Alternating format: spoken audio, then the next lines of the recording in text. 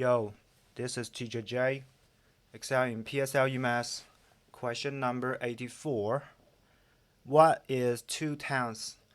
more than 347.86?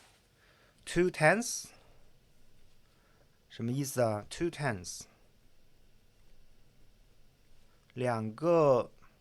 1/10，或者说2个0.1啊 0.1 times 2 that is 0.2 and more than 这是一个加法的处理 so 3 4 7.86 plus 0.2 太简单了是不是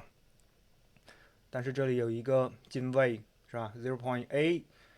plus 0.8 that is 1 so 3 4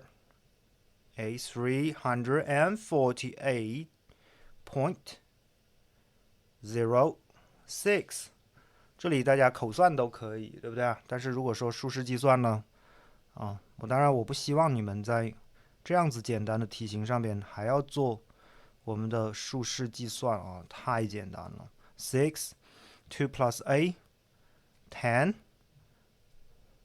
1进位了701843 alright 我们的答案348.06 okay that is all for this video this is Teacher J and I will see you guys next time bye bye